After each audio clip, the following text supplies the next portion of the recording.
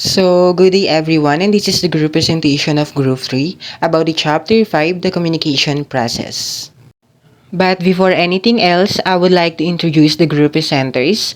I am Clara Nick Dao, and the other members are Jeanette Santos, Wenelin Francisco, Charmaine Gaspar, Christian Adelim, Iverson Ognita, John Patrick Murillo, John Nestor Casha, John Ray Real, and also Yuri Aningat. So now, let's proceed to our learning objectives. For our learning objective number 1, we have a describe the communication process and its role in IMC. Second is describe the basic model of the communication process. Third is discuss the role of word of mouth, influence, and viral marketing. Fourth, we have a analyze receivers' responses to marketing communications and their implications for promotional planning and strategy. Fifth is describe the influence of social media of the consumer decision process. And then lastly, we have a discuss consumers' cognitive processing of marketing communications. So, let's go on in our discussion. We have the nature of communication. So, nakikita nyo, ito yung definition ng communication. So, based on that, when it comes to the communication, it is the passing of information or exchange of ideas and the process of establishing a commonness of thought between a sender and the receiver. The slide also states that the success of communications depends on the nature of the message, the audience interpretation, and the environment in which it is received. Then lastly, the slide identifies language as a major barrier to communication. So, magbibigay ako ng example na para mas maintindihan nyo. Ano ba magandang example? So, ito. Imagine you are trying to explain a new concept to a friend. So, you might use words and phrases that you think are easy to understand. Pero yung friend mo, hindi naiintindihan yung mga sinasabi mo. Because they have a different background or experience. So, this is an example of how language can be a barrier to communication. So, to overcome this barrier, you could try to use simpler language or you could provide more context or examples to help your friend understand. So, you could also try to find out more about your friend's background and also about your friend's experience so that you can tailor your communication to their needs. So next, we have a diagram that illustrates the basic model of communication. So it shows the different elements involved the communication process. Syempre, including dito yung sender, receiver, message, channel, encoding, decoding, noise, and feedback. So nakikita nyo naman dyan. So explain ko siya isa-isa, no? So when it comes to the sender, it is the person or organization that initiate the communication process. However, when it comes to the receiver, it is the person or organization that receives the message. Message, the information or idea being communicated. However, when it comes to the channel, it is the medium through which the message is transmitted. Encoding, it is the process of converting the message into a form that can be transmitted through the channel. Decoding, kapag sinabing decoding, ito yung process ng pag-interpreting ng message para ma-understand o para malaman kung ano yung meaning. Noise, anything that interferes with the communication process such as distraction, misunderstandings, or technical problems. Feedback, the response of the receiver gives to the sender, indicating whether the message was received and understood. So, magbibigay ako examples. Ano ba maganda? Yun. Imagine meron kayong kausap sa phone. Kausap niyo yung kaibigan niyo sa phone. So, you are the sender. So, your friend is the receiver. So, the message is what you are saying. So, the channel is the phone line. The encoding is the process of speaking your words. Decoding is the process of your friend listening and understanding your words. Noise could be the ano ba to? Loud noise na sa background na naririnig mo or naririnig ninyo ng kaibigan mo.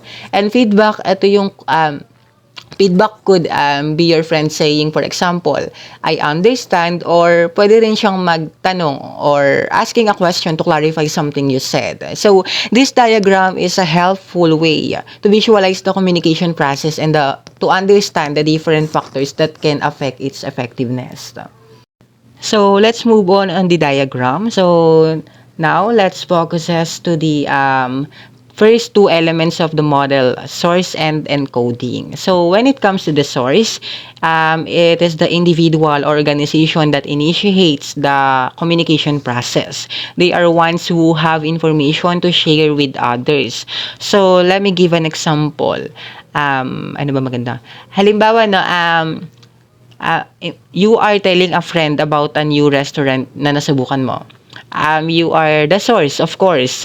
The information you want to share is your experience at the restaurant. So, madali lang. Ayun lang ibig sabihin ng source. So, when it comes to the encoding naman, it is the process of converting thoughts, ideas, and information into a form that can be transmitted through a chosen channel.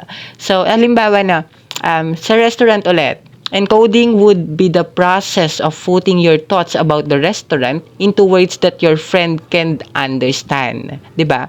You might describe the food and the atmosphere and also the service. So that's what we call the encoding. So let me explain the picture. As you can see the picture, no? I think, yes, it is a couple with a dog. Diba? Parang possible siya na coach advertisement. So, this could be the use as an example of source. Yung source, ito yung coach, encoding a message about their products. Into visual form, ito yung advertisement. Next reporter, please. What is a channel? A channel is how information travels from the sender, the person share a message, to the receiver, the person who getting the message. Types of channels, non-personal channels, or mass media. These are ways to share messages with many people and at once.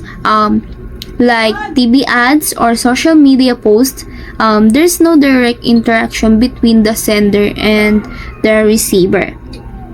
Example, a TV commercial for a new phone reaches millions, but viewers can't respond directly to the ad. Next is personal channels. There are direct communication. This is when people talk directly to each other. For example, there is a prof having a student discussion with his student.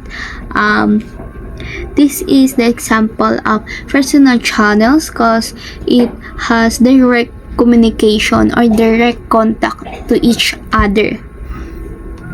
Word of mouth or WOM. This is informal sharing of information among consumer. For example, if your friend watch Unhappy for You ni Joshua and Julia, sasabihin niya sa'yo, uy, panoodin mo yung movie nila, maganda yon, makaka-relate ka. And that's WOM. Buzz marketing.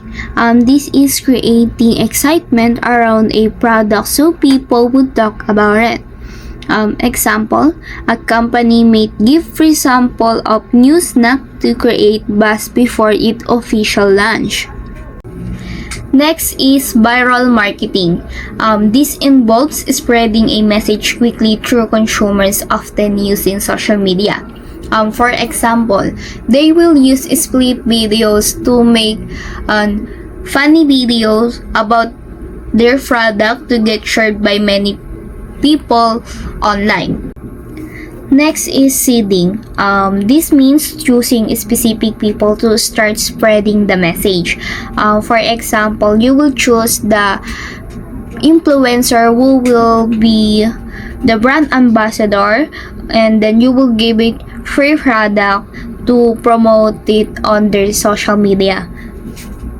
Next slide is the figure 522. This figure is about the motivation for sharing videos on social media. It lists different reasons why people share videos online, categorized by different motivation. Motivation, opinion seeking. They want to know what their friends think. Next is shared passion. Connect with friends over common interests. Next is conversation starting. Start discussion online. Next is social utility. Share useful information with friends. Next is self-expression. Show who you are through the videos. Next is social in real life. Help make conversation when meeting friends. Next is social good. This they can make or create good causes and raise awareness. Next is SciGate. Share videos about current trends or event. Next is Kudos Authority. Show that you know a lot of topic. Next is Cool Hunting. To be first to know to share something new and cool. This reason show why sharing videos is popular and how it helps people connect with others. The next is receiver. The receiver is the individual or group intended to receive the message. Their role involves: number 1, receiving the message. This can happen through various channels such as spoken words, written text, or visual signals. Number 2, interpreting the message. The receiver uses their knowledge, experience, and context to make sense of the information. This interpretation can vary based on personal biases, cultural background, and emotional state. Next is decoding or decoder. The decoder is the process or mechanism the receiver uses to interpret the message. This involves: number 1, decoding the symbols, understanding the language, symbols, or signal used in the message. Number 2, making meaning. The decoder translates the encoded message or what the sender intended into a form that can be understood by the receiver. Number 3, providing feedback. Often, the receiver will respond or provide feedback, which can help the sender know whether the message was understood correctly.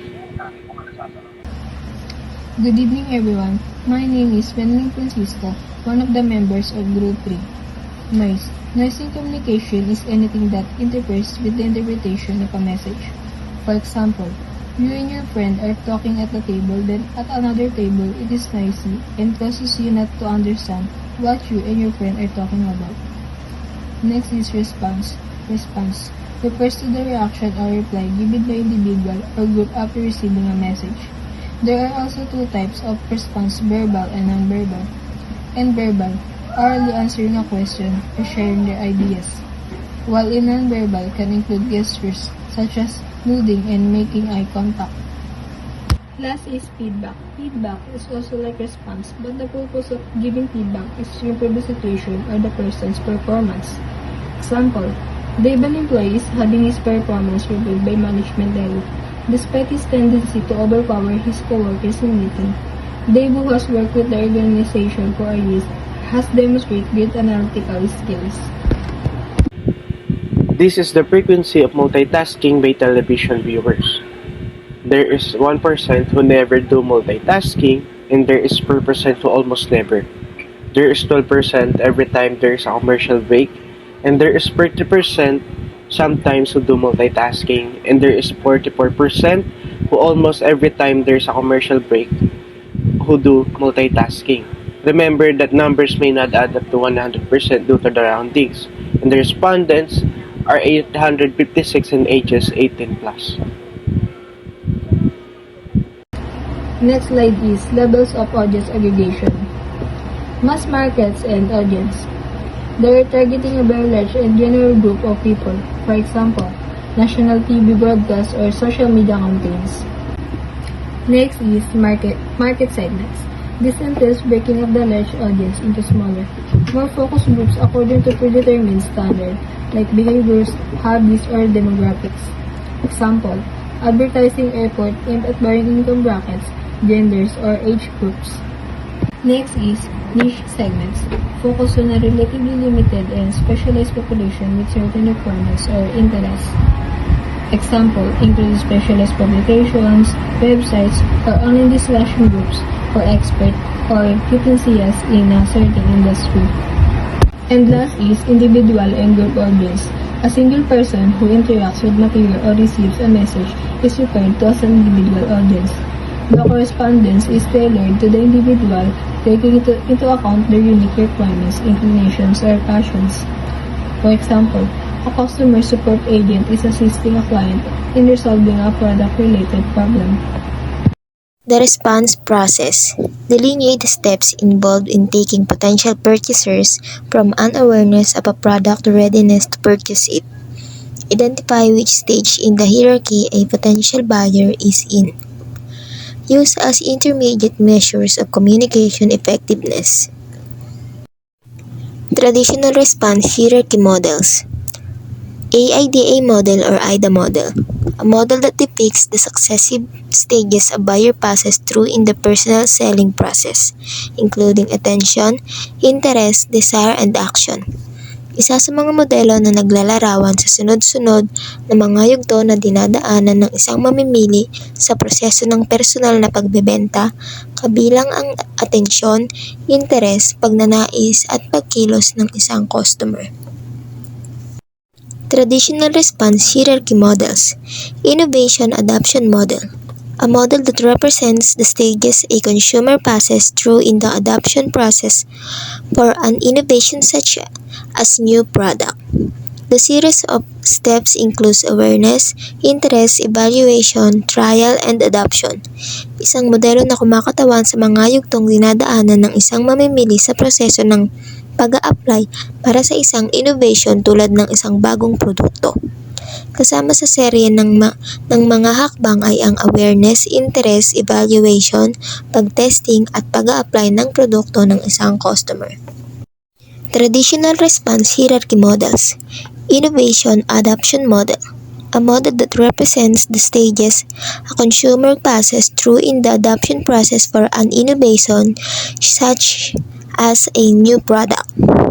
The series of steps includes awareness, interest, evaluation, trial, and adoption. Isang modelyo na kumakatawan sa mga yugtong dinadaanan ng isang mamimili sa proseso ng pag-a-apply para sa isang innovation tulad ng isang bagong produkto. Kasama sa serye ng mga hakbang ay ang awareness, interest, evaluation, pag-testing, at pag-a-apply ng produkto ng isang consumer. Models of the response process. Dito sa chart na to, makikita natin yung mga stages ng mga models of responses process, gaya ng cognitive stage, affective stage, behavioral stage. And nandito yung mga example nila, yung AIDA model sa cognitive hanggang pababa, attention, interest, desire, action. Then, nandito din yung hierarchy of effects model. Isa yung awareness, knowledge, liking, preference, conviction. Then, innovation adoption model, awareness, interest, evaluation, trial, adoption. Then, last, information processing model, presentation, attention, comprehension, yielding, retention, and behavior. The response process. Traditional process hierarchy models. Implication of the traditional hierarchy models. Cognitive stage represents what the receiver knows or perceives about the particular product or brand. Dito sa cognitive stage, nangangahulugan ito na ang consumer ay ini-inform patungkol sa product or brand at kung paano pinaprocess yung information na binigay sa kanila about sa product. Affective stage, receiver's feelings or affect level for the particular brand. Dito naman sa affective stage ay nagpapakita na ang customer ay nagbibigay ng kanilang saloobin sa product na nagustuhan nila dahil sa ability ng isang advertiser. Then, behavioral stage refers to the consumer action toward the brand. Then, dito sa behavioral stage, dito naman ay pinapakita yung behavior ng isang customer sa product na kanilang nainteresan dahil sa pag-advertise na makukuha ng kanilang interest at bibigyan nila ito ng action dahil nagustuhan nila yung produkto dahil sa pag-advertise ng isang advertiser. The response process. Implication of the alternative response models. Provide insight into promotional strategies marketers might pursue in different situations. Dito dapat i-pursue ng mga marketers yung various promotional strategy base sa kanilang goals at mga circumstances para sa kanilang mga bagong launch na product na magagamit nila sa kanilang campaigns at kanilang mga influencer partnership. Then marketers should analyze the following. Dapat ang mga marketers ay merong ina-analyze gaya ng mga involvement levels in product or service differentiation. Then consumers use of various information sources. Then last, consumers levels of experience with the product or service. Figure 5 to 6. The image shows a diagram of the response hierarchy model, which is a framework used in marketing and advertising to understand the different stages a consumer goes through before making a purchase. Here we see the 6 key steps in the persuasion process, and at the right side shows effectiveness tests for each step to measure how well each stage of the persuasion process is working. First is the exposure or presentation. This is the initial stage where the consumer is first exposed to the product or message.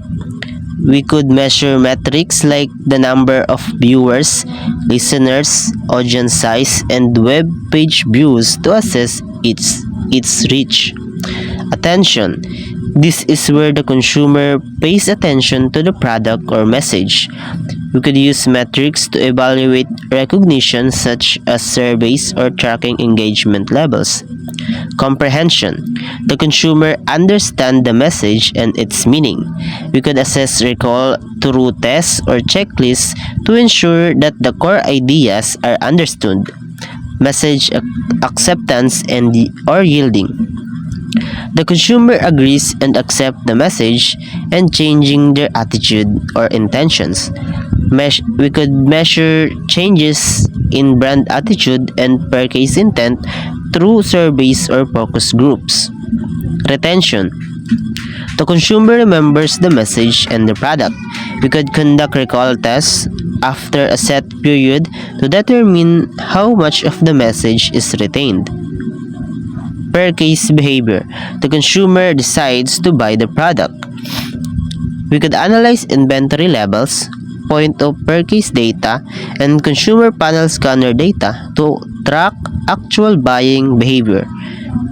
By understanding the response hierarchy model, marketers can develop more effective marketing campaigns that are more likely to lead to sales. Figure 5 to 7. The image presents the 3 orders model of information processing, which is a model used in marketing to understand how consumers make decisions about products. The model suggests that the order in which consumers process information about a product can vary depending on the level of topical involvement and perceived product differentiation. The topical involvement refers to how much interest or importance a consumer places on a particular product category. The perceived product differentiation refers how much a consumer believes that one product is different from another in the same category. The model identifies 3 possible orders of information processing: the cognitive, affective, and conative. In the cognitive involves thinking about the product, its feature, and benefits. The affective involves feeling something about the product, such as liking or disliking it. In cognitive involves taking action such as buying the product. The model suggests that In high topical involvement with high perceived product differentiation, the consumer are more likely to follow a cognitive to affective to conative order. They will think about the product, form an opinion about it, and then decide whether to buy it. This is often seen with products that are expensive or important to the consumer. In high topical involvement with low perceived product differentiation, the consumers are more likely to follow an affective to conative to cognitive order. They will feel something about the product, take action, and then think about it later. This is often seen with products that are not very different from each other. In low topical involvement with high perceived product differentiation, consumers are more likely to follow a conative to affective to cognitive order. They will take action based on something like a sale or promotion, then develop feelings about the product, and finally think about it later. This is often seen with products that are not very important to the consumer. A low topical involvement with low perceived product differentiation, consumers are more likely to follow a cognitive to conative to affective order. They will think about the product, take action, and then develop feelings about it later. This is often seen with products that are not very important to the consumer and are not very different from each other. By understanding the three orders model, marketers can develop more effective marketing campaigns that are tailored to the specific information processing order of their target audience. The social consumer decision journey refers to the process that consumers go through when making purchasing decisions. Social media. Consumers can connect with one another, discuss products or services, and interact with marketers. It describes how consumers engage with brands and products through social media. This highlights how social media allows consumers to connect and share their experiences about certain products or services.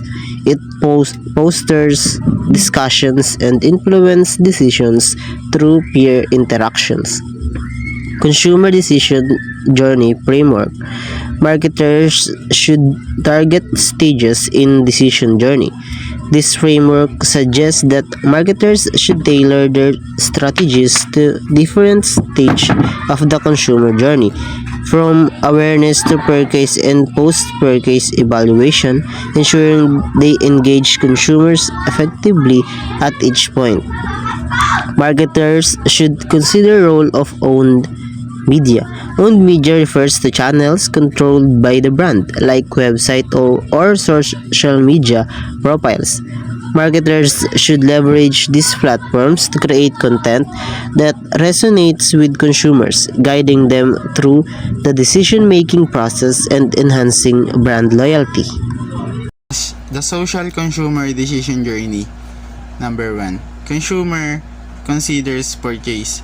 Views your brand on retailer site and is impressed by enthusiastic user reviews. Number 2.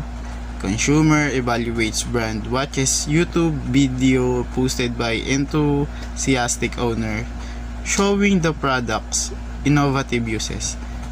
Number 3. Consumer buys product, photographs the product in store, posts it for others to comment on, and receives personal message with coupon from the brand. Number 4. Consumer interacts with brand after purchase, follows your expert on Twitter to receive product updates, retweet to friends. Number 5. Consumer advocates for brands, comments on your representative helpful advice in a user forum, then likes your Facebook page. Number 6. Consumer bonds, tips friends on Foursquare after revisiting your store to purchase again.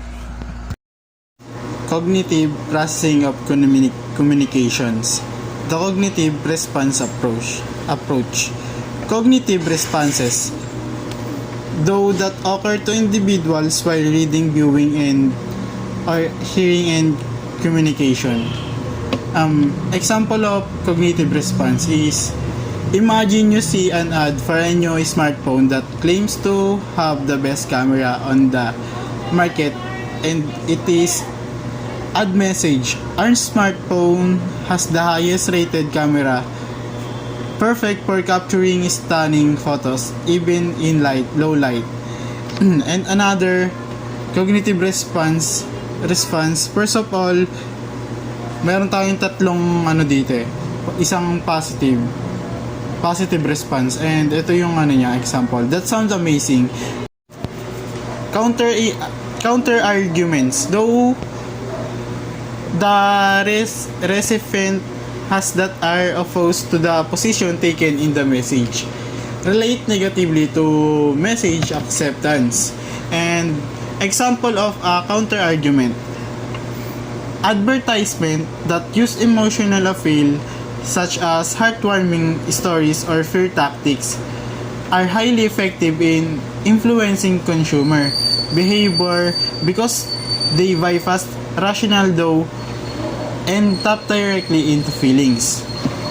While emotional appeal in advertisement can be powerful, cognitive processing plays a significant role in how consumers make decisions. Many people engage in critical thinking when evaluating ads, analyzing the product's quality, price, and benefits before making purchase. Therefore, rational decision making can often outweigh emotional influence. Support arguments contains the information or meaning the source hopes to convey.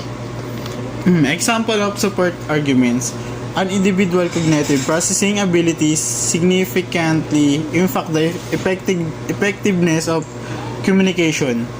Support arguments: attention and focus. Strong attention helps individual absorb and understand complex message more effectively. And memory retention. Good memory allows people to recall key details from conversation, improving communication efficiency. And first, perception and interpretation. Cognitive skills enable better interpretation of meaning, including tone and nonverbal cues, leading to clearer understanding. And the last, critical thinking. Cognitive processing supports thoughtful evaluation of message, helping to distinguish facts from opinions and respond appropriately. The cognitive response approach.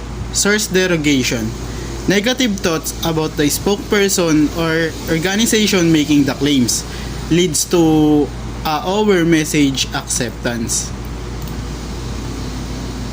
Source degradation is a type of cognitive response where an individual dismisses or criticizes the source of a message in order to resist the persuasion of the message itself. It's a way of defending against ideas by undermining the credibility of or trustworthiness of the source. Source bolsters positive thoughts about the spokesperson or organization making the claims. Source bolsters occur when an individual enhances or supports the credibility of the source of a message to make the message more persuasive or acceptable, recognizing and emphasizing the source qualification, trustworthiness, or expertise. And ad execution related thoughts contains the information or meaning the source hopes to convey. Ad execution related thoughts content content ad. The commercial features advanced safety features like automatic emergency braking and lane keeping assist, showcasing the car in various driving scenarios. Viewers processing. The viewer might think the automatic braking is impressive and could be very useful, or the ad highlights important safety aspect for my family. And the last one, attitude toward the ad. Represent the receiver feelings or favorability or unfavorability toward the ad. Favorability: if the ad is seen as informative and well crafted, the viewer may feel positive, thinking this ad boosts my confidence in the car safety features and makes me consider buying it. And unfavorability: if the ad is viewed as overly flashy or lacking in other important details, the viewer might feel negative, thinking the ad seems exaggerated and does not address other key factors like fuel efficiency.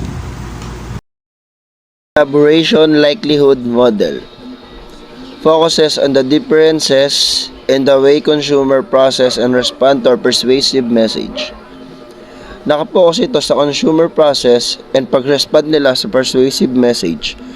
Pwede naman sa paraan ng deep thinking kung saan inintindi nila ito ng maigi, o pwede naman through quick surface level.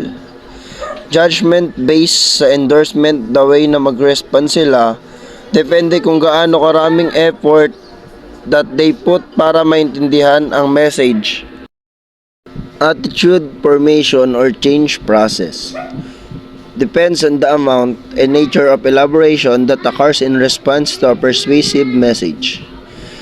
Dito naman, how people respond to a persuasive message nakadepende kung gaano nila pinag-usapan and the kind of thinking na ginawa nila, kung i-analyze nila ang message carefully, and response nila will be based on facts.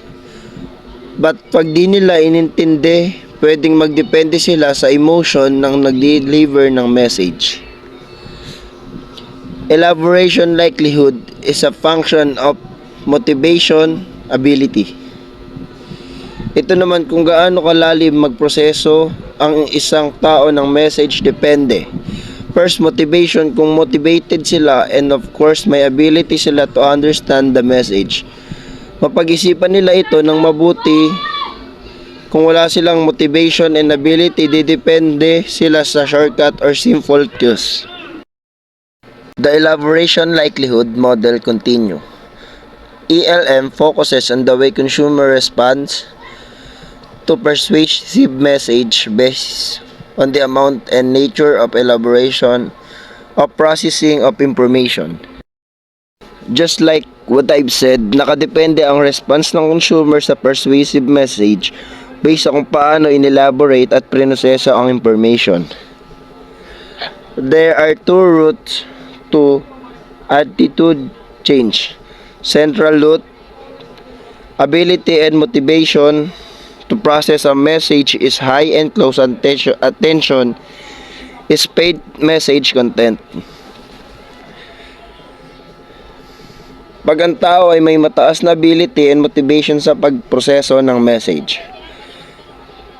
Peripheral route, ability and motivation to process a message is slow. Receiver focuses more on peripheral cues than on message content.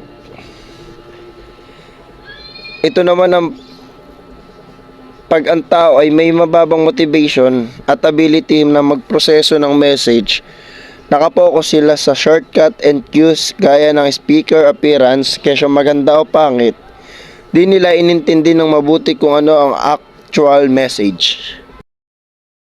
Elaboration likelihood model of persuasion. Persuasive communication. Motivated to process, issue involvement, relevance, commitment, dissonance, arousal, need for recognition, etc. Ability to process, distraction, message, comprehensibility, issue, familiarity, appropriate, schema, fear, Arushan, etc. Nature of cognitive processing, initial attitude, argument quality, etc. Favorable thought predominate, unfavorable thought predominate, neither or neutral predominate. Cognitive structure change. Are new cognition adopted and stored in memory? Are different responses made more silent than previously? Yes, favorable, enduring positive attitude, persuasion. Unfavorable, enduring negative attitude, boomerang. Persuasion, cue present. Self-presentation, motivates. Demand, characteristic. Evaluation, apprehension, source characteristic, etc. Temporary attitude shift. No return, retain or regain initial attitude. The implication of the elaboration likelihood model. Customers level. If involvement has important implication for marketing and communication. First one, high involvement. A high involvement sales presentation must focus on solid, evidence-based argument that are hard to refute while being relatable to the audience. The second is low involvement. In a low involvement sales presentation, peripheral cues such as branding, visuals, simplicity, and emotional appeal take priority over detailed arguments. By focusing on these peripheral cues, you can engage customers with minimal involvement, making it easy for them to choose your product without needing to analyze in-depth details.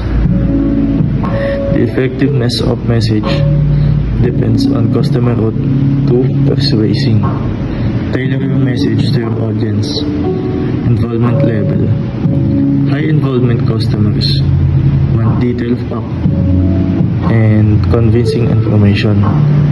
Low involvement customers prefer simple, quick cues and emotional appeal. Knowing your customer's approach help you create the most effective message. The three critical intermediate effects between advertising and purchasing. First, cognition. Cognition is focusing on thinking dimension on what's on your mind. Second, affect. This one is the feeling dimension. Focus on what the effect. 3. Experience. Feedback dimension based on purchasing and usage outcome on the consumers. So this is on what consumers experience and also their feedback. The effect of advertising should be evaluated using these three dimensions. This dimension provide a comprehensive view of an advertisement success, helping to ensure it meets both short-term goals like sales and long-term goals like brand loyalty. This is the summarize of response process and the effect in advertising. It's important to understand your target audience and how they respond to advertising and other marketing message. By learning about their preference, behavior, and needs, you can create message that connect with them better. This helps you design ads that capture attention, build emotional connection, and encourage action. Knowing how your audience consumes media and what they value makes your marketing more targeted and effective, increasing the chances of getting the response you want. So that's it. Thank you for listening.